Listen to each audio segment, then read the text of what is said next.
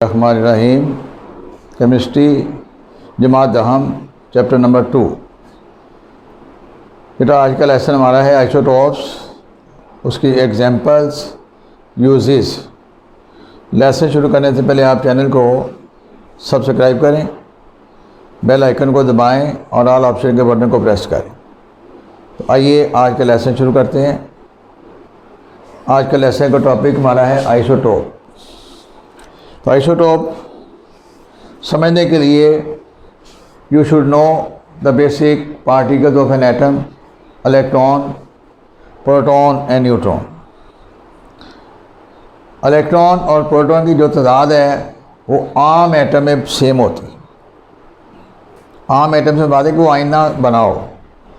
फिर प्रोटॉन की तादाद को हमने एक नाम दिया था atomic number. The number of proton in the nucleus of an atom is called atomic number. Electron की तादाद भी बराबर होती है, लेकिन हम उसको एटॉमिक नंबर का नाम नहीं देते, because an atom can lose or gain electron.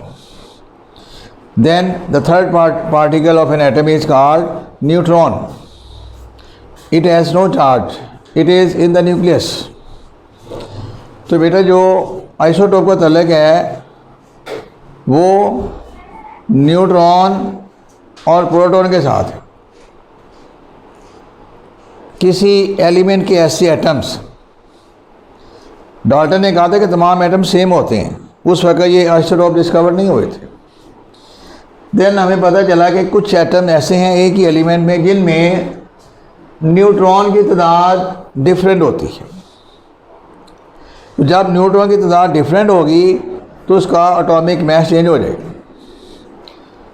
तो आइसोटोप की डेफिनेशन की जो बेस है वो नंबर ऑफ न्यूट्रॉन है। Isotope is the atoms of an element, एक ही एलिमेंट के different atoms having same atomic mass number, having same atomic number but different atomic mass. किसी एलिमेंट के ऐसे एटम जिनका एटॉमिक नंबर सेम हो, यानी number of proton सब में एक जैसे हो, इलेक्ट्रॉन का जिक्र नहीं करना भी, but number of neutron different हो। फॉर एग्जांपल हाइड्रोजन के एटम है, एग्जांपल हाइड्रोजन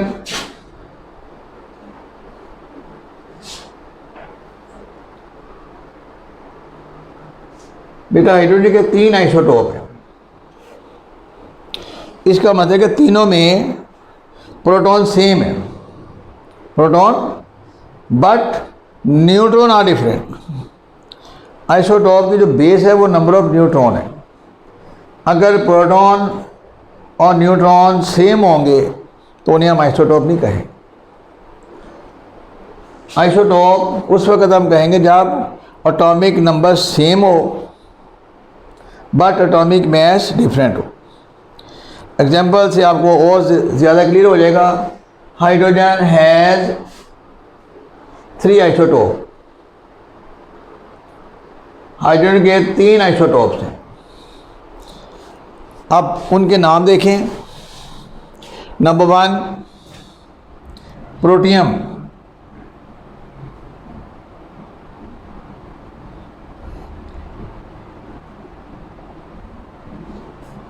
नंबर 2 ड्यूट्रियम,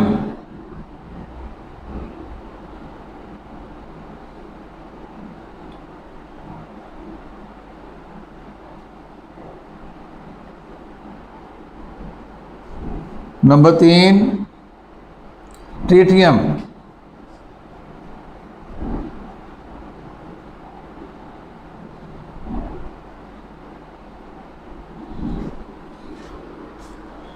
इसमें एक प्रोटॉन है, इसमें एक प्रोटॉन और एक न्यूट्रॉन, इसमें एक प्रोटॉन और 2 न्यूट्रॉन। इनका एटॉमिक मास सेम है बट एटॉमिक नंबर सेम है, एटॉमिक मास डिफरेंट है। इसका एटॉमिक मास 1 है, इसका 2 है, इसका 3 है। तो किसी एलिमेंट के ऐसे एटम जिनका एटॉमिक नंबर सेम हो लेकिन मास नंबर डिफरेंट हो उसे हम कहते हैं आइसोटोप। तो ये हाइड्रोजन आइसोटोप मैंने लिखे हैं 3, प्रोटियम, ड्यूटियम और ट्रीटियम। अब इनका स्ट्रक्चर देखें आप। प्रोटियम का स्ट्रक्चर क्या है? ये न्यूक्लियस, प्रोटॉन 1, न्यूट्रॉन 0, 1 इलेक्ट्रॉन। फिर ड्यूटियम,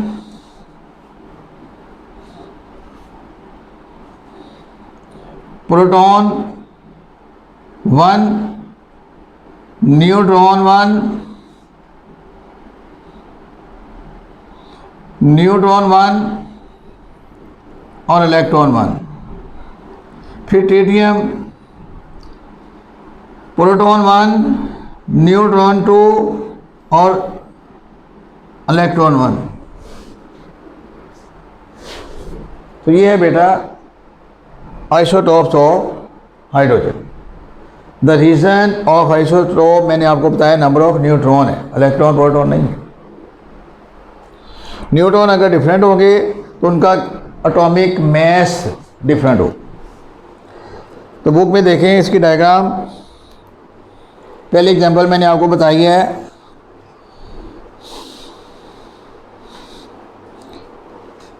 प्रोटियम,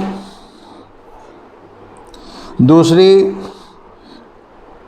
पहली प्रोटियम, दूसरी ड्यूटियम, तीसरी ट्रीटियम।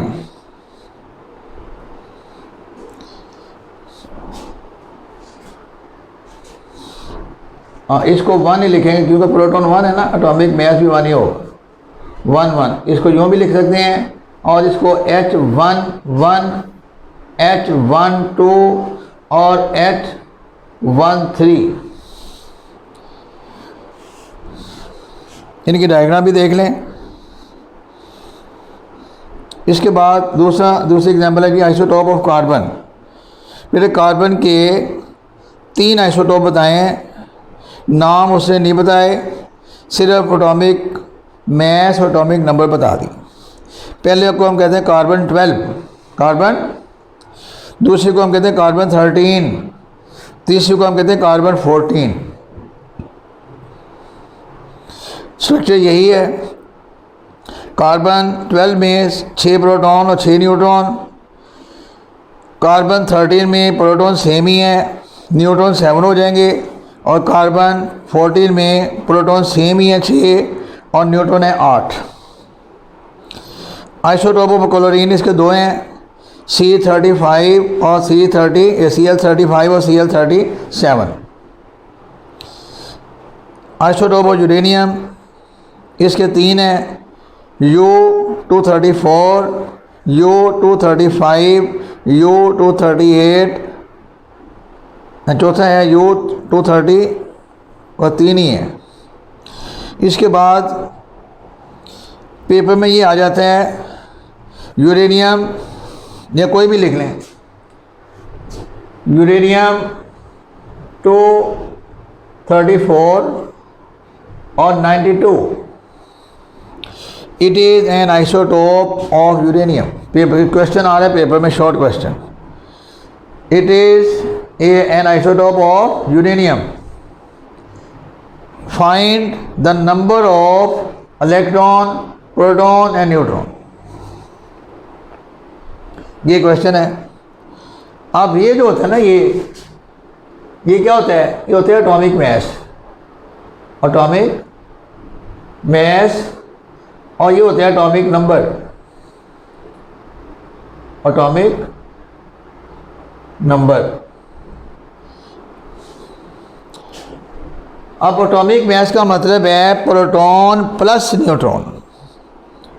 एटॉमिक मास का मतलब proton plus neutron. Atomic number, atomic mass is equal to 234 और proton plus neutron is equal to 234। और उसके बाद ये जो है 92, neutron is equal to 234 minus atomic number 234 में से 92 माइनस कर दें तो ये जो आएगा ये क्या आ जाएगा, नंबर ऑफ न्यूट्रॉन। माइनस करके देख लें क्या आता है। इसी तरह इसमें वो पूछ रहे थे दूसरे में, तो उसमें क्या आ जाएगा 235 माइनस 92, 238 माइनस 92। किसी भी आइसोटोप में number of neutron, electron, proton find कर सकते हैं। नंबर ऑफ, अब बेटे इसका आंसर देखें क्या आता है। मैं इधर हल करके देखता हूँ। 234 माइनस 92, 2 इधर 4, 142, 142 क्या आ गया जी, न्यूट्रॉन। अब इलेक्ट्रॉन कितने हैं 92, प्रोटॉन कितने हैं 92। जितने इलेक्ट्रॉन होंगे उतने ही प्रोटॉन होते हैं। तो इस तरह आप पेपर में इस क्वेश्चन को हल कर सकते हैं। ये एक्सरसाइज में इसके क्वेश्चन आए भी होंगे। पहला टॉपिक आइसोटोप डेफिनेशन, दूसरा एग्जाम्पल आपकी बुक में हाइड्रोजन, कार्बन, क्लोरीन और यूरेनियम 4 एग्जाम्पल दी हुई हैं। फिर बेटा इसका आता है यूजेस। आइसोटोप्स मेडिकल में भी यूज़ हो रहे हैं, फिर जियोलॉजिकल यूजेस है इसका, इंडस्ट्री में यूज़ हो रहे हैं और बिजली पैदा करने में यूज़ हो रहे हैं। तो पहला उसने बताया रेडियो थेरेपी यानी ट्रीटमेंट ऑफ कैंसर। कैंसर क्या है, आप में से कुछ बच्चे बायोलॉजी में पढ़ते होंगे। What is cancer? Cancer is uncontrolled division of cells. हमारे जिस्म के अंदर सेल डिवाइड हो रहे हैं ना, माइटोसिस के ज़रिए, मियोसिस के ज़रिए। माइटोसिस में एक सेल से 2 बनते हैं, 2 से 4, 4 से 8। तो ये एक सीक्वेंस है। अगर एबनॉर्मल सेल डिवीजन शुरू हो जाए, 1 से 3 बन जाए, 3 से 8 बन जाए, अनकंट्रोल सेल डिवीजन, तो वो एक ग्रोथ बन जाती है। एक जिस्म के अंदर भी बन सकती है, जिस्म से बाहर भी बन सकती है। Uncontrol cell division is called cancer. It may be occur in any part of his body. ये हमारे जिस्म के बाहर जो तिल होते हैं, जो मोके बने होते हैं, it is also a type of cancer. ये अनकंट्रोल सेल डिवीजन है। अंगूठे के ऊपर, हाथ के ऊपर 1 सेल से 3 सेल बन गए, 3 से 8 बन गए, तो एक ट्यूमर सा बन जाता, जिसको अब बाहर होगा तो मोका कहेंगे, और जिस्म के अंदर होगा, दिमाग में होगा, जिस्म के अंदर होगा तो उसे रसोली कहते हैं, ट्यूमर। जिस दिमाग के अंदर भी होती है ये, उसे ब्रेन ट्यूमर कहेंगे। किडनी के ऊपर बन सकती है, किसी के ऊपर भी बन सकती है। तो कैंसर की डेफिनेशन सुन लें, it is uncontrolled cell division of cells. It may occur in any part of the body. अगर ये कैंसर एक जगह पे रहेगी तो इसे कैंसर कहेंगे। अगर ये साथ वाले हिस्सों को अफेक्ट करेगी तो इसे मैलिग्नेंट कहते हैं। बायोलॉजी की टर्म है ये, बायोलॉजी में आपने पढ़ा होगा। तो पहला उसने यूज़ बताया है ट्रीटमेंट ऑफ कैंसर। जिस हिस्से में कैंसर होगा वहाँ पर P32 और स्ट्रोंशियम 90 इस एलिमेंट से निकलने वाली रेज वो गिराएंगे, जिससे वो जो अनकंट्रोल सेल डिवीजन है वो ख़त्म हो जाएगी, रुक जाएगी वो।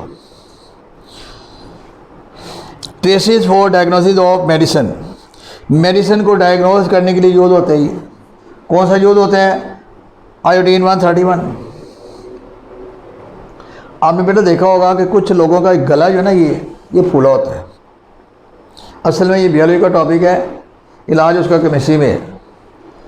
यहाँ पे ग्लैंड होते हैं, थायराइड ग्लैंड, उनकी ग्रोथ के लिए आयोडीन की ज़रूरत होती है।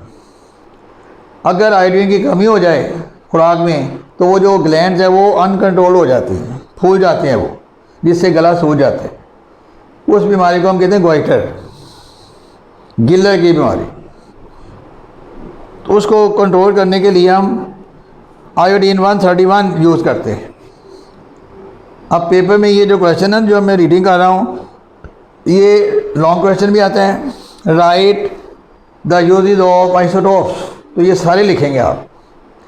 अगर आते हैं पेपर में write the uses of isotope of iodine, तो फिर एक लिखेंगे। ये भी आ सकता है which isotope is use for the treatment of cancer, name it. ऐसे आइसोटोप का नाम लिखें जो कैंसर के ट्रीटमेंट के लिए यूज़ होते हैं, उसका सिर्फ नाम पूछा उसने, तो नाम क्या लिखेंगे? P32 और SR90। Which isotope is use to treatment goitre, iodine 131। Next है जी archaeological and geological uses. The radioactive isotope are used to estimate the age of fossils like dead plants and animals and stones. इसमें carbon 14 use हो रहा है। अब इसमें एक लफ्ज़ आया है फॉसिल्स, ये आपने बायोलॉजी में पढ़ा होगा। The remains of dead plants and animals buried millions of years before in the soil. लाखों करोड़ों साल पहले पौधों और जानवरों के मुर्दा जिस्म जो ज़मीन में दफन हो चुके हैं, जब वो निकाले जाते हैं तो दीज आर कॉल्ड फॉसिल्स। अब बेटा उनकी एज एस्टिमेट करने के लिए कार्बन 14 यूज़ किया जाता है। एक फॉसिल, हमने एक ढांचा निकला, एक पौधे का हिस्सा निकला, हमने ये देखना है कि ये कितने 100 साल पुराना है, तो उसके लिए कार्बन 14 यूज़ करते हैं। कैसे यूज़ करते हैं वो आपके सिलेबस में नहीं है। सिर्फ पेपर में ये आएगा कि which isotope is use to determine the age of fossils, तो वो है कार्बन 14। इसमें एक लफ्ज़ है कार्बन डेटिंग। कार्बन डेटिंग, तो ये जो इम्पोर्टेंट मेथड है ना फॉसिल की ये डिटरमिन करने का, उसे हम कहते हैं कार्बन डेटिंग। फिर केमिकल रिएक्शन है स्ट्रक्चर डिटर्मिनेशन। स्ट्रक्चर और रिएक्शन को स्टडी करने के लिए भी हम आइसोटोप यूज़ करते हैं। फिर मैं बायोलॉजी की एग्जांपल दूंगा। फोटोसिंथेसिस, फोटोसिंथेसिस में कार्बन डाइऑक्साइड और पानी मिलते हैं। कार्बन डाइऑक्साइड और पानी मिलकर ग्लूकोज बनाते हैं। पानी का फार्मूला H2O और कार्बन डाइऑक्साइड का फार्मूला CO2, ग्लूकोज का फार्मूला C6H12O6। अब यहाँ O है। अब हमने ये पता चला कि ये O ऑक्सीजन है, ये कार्बन डाइऑक्साइड से आई है या पानी से आई।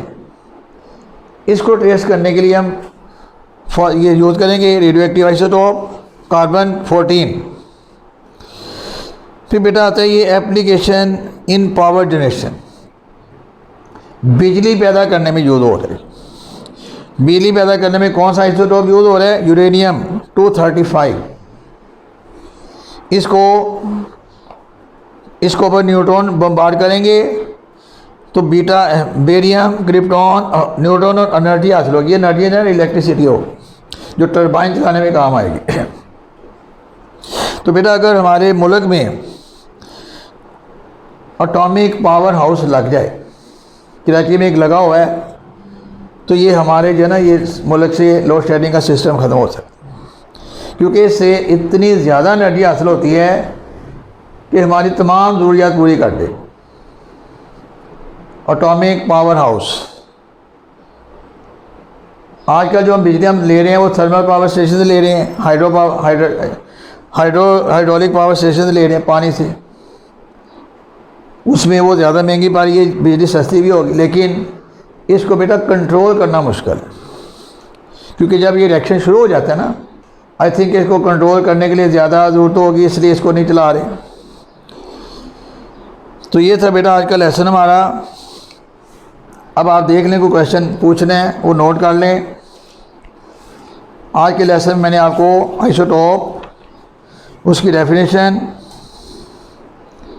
यूजेस और एग्जांपल दिखाई हैं।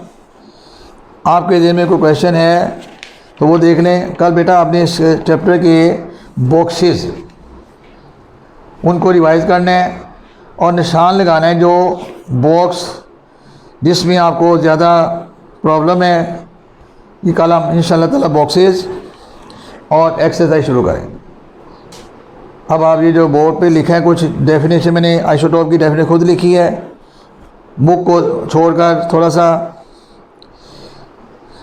इसके आगे बुक में इसकी प्रॉपर्टी भी लिखी हैं। जो आइसोटोप है उनकी फिजिकल प्रॉपर्टी डिफरेंट होती है लेकिन केमिकल प्रॉपर्टी सेम होती है। अब यहाँ पे एक क्वेश्चन मैं आपसे पूछ रहा हूँ, what is the formula of water? H2O। H। फिर एक क्वेश्चन आता है, what is the formula of hard water? Heavy water, sorry, heavy water का फार्मूला क्या है? बेटा पानी जो है ना वो कैसे बनता है? अब देखें, water is equal to hydrogen plus oxygen. अब हाइड्रोजन हमारे पास 3 है, प्रोटियम, ड्यूटेरियम और अगर प्रोटियम से पानी बना है तो उसका फार्मूला है H2O। इसका मॉलिक्यूलर मास है 18। अगर ड्यूटेरियम से बना है तो उसका फार्मूला है D2O। इसका मॉलिक्यूलर मास है 20। कैसे?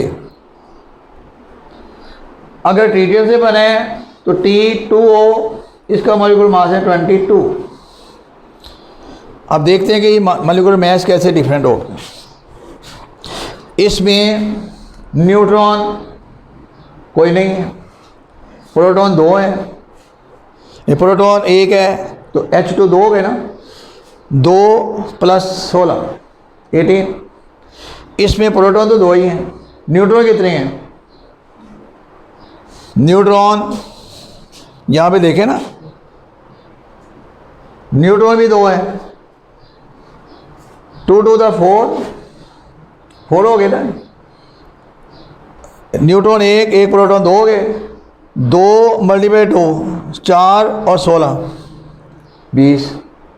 अब इसमें 3 × 2 और 16 22 हो जाए। अब यहाँ से आप ये बता सकते हैं कि what is the formula of heavy water? Heavy water का फार्मूला है D2O और T2O। अब what is the use of heavy water? ये हैवी वाटर कहाँ यूज़ हो रहा है?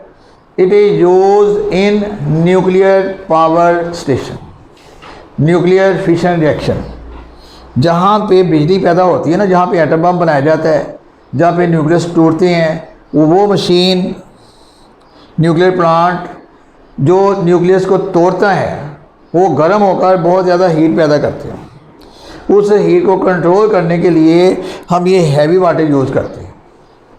आम वाटर वहाँ यूज़ नहीं होता। जिस तरह आपने देखा होगा अपनी गाड़ी में, हम रेडिएटर से जो हीट पैदा होती है, इंजन गर्म हो जाता है ना, उसमें पानी डालते हैं, वो पानी उसको कूल डाउन करते हैं।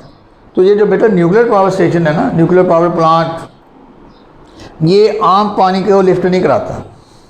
आम पानी यहाँ काम नहीं आएगा। वो यहाँ पे काम क्या आएगा? Heavy water. Heavy water nuclear hydrogen के सेकेंड आइसोटोप के मिलने से बनते हैं। इसका नाम ड्यूटेरियम ऑक्साइड, ड्यूटेरियम ऑक्साइड है। इसका एटॉमिक मॉलिक्यूलर मास 20। तो बेटा आज का लेसन हमारा इतना ही है। लेसन बंद करने से पहले चैनल को सब्सक्राइब कर लें और जो चीज़ें नोट करनी है वो नोट कर लें। कल का काम भी नोट कर लें, बॉक्सेस प्लस एक्सरसाइज। अल्लाह हाफिज़।